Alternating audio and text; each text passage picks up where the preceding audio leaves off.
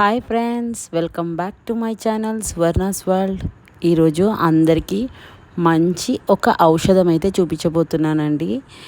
ఎటువంటి విష జ్వరాలైనా సరే చాలా త్వరగా తగ్గిపోతాయి. ఏ పిల్లలతో సహా, చిన్న పిల్లలతో సహా తాగొచ్చండి.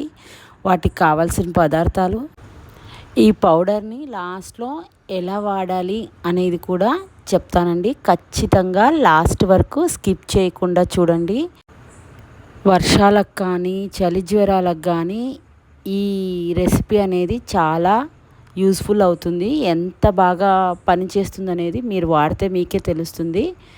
దీనికి కావాల్సిన పదార్థాలు, ఒక కడాయిలో ఫ్రై చేసేసుకోవాలి. అవి ధనియాలు, జీలకర్ర, లవంగాలు, మిరియాలు, బిర్యానీ ఆకు, దాల్చిన చెక్క, ఇవన్నీ కలిపి షాలో ఫ్రై చేయాలి.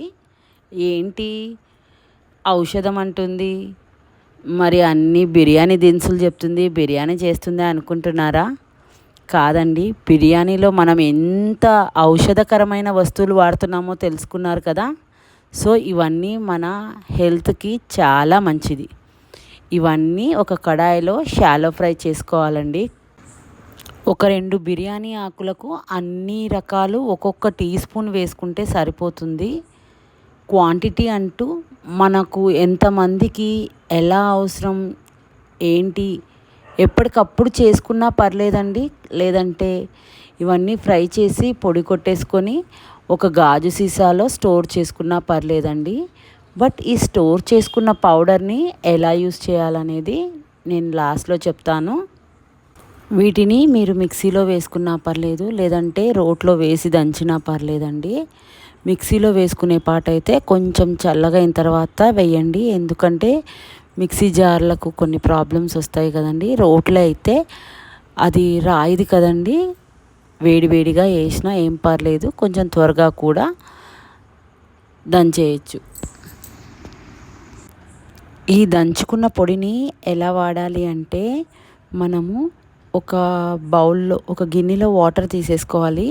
ఒక మనిషికి 1 టీ స్పూన్ పౌడర్ అయితే యూజ్ చేసేసుకోవాలి.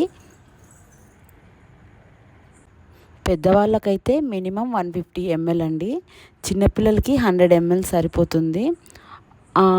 150 ml వాటర్ ఉంటుంది కదండి, బాయిల్ చేసుకోవాలి 1 టీ స్పూన్ పౌడర్ వేసి.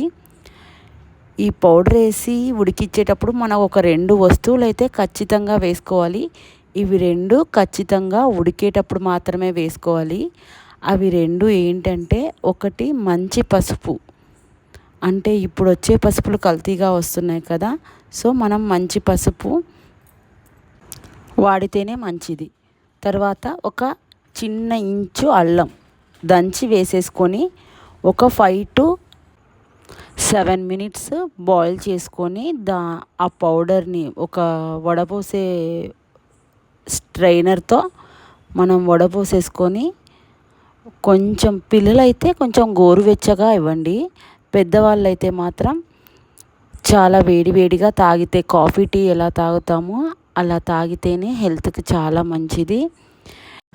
ఈ కషాయాన్ని పెద్దవాళ్ళైతే 3 సార్లు, చిన్నపిల్లలైతే మార్నింగ్ అండ్ నైట్, అందరూ ఖచ్చితంగా బిఫోర్ ఫుడ్ ఒక 10 minutes ముందైతే ఈ కషాయం తాగండి.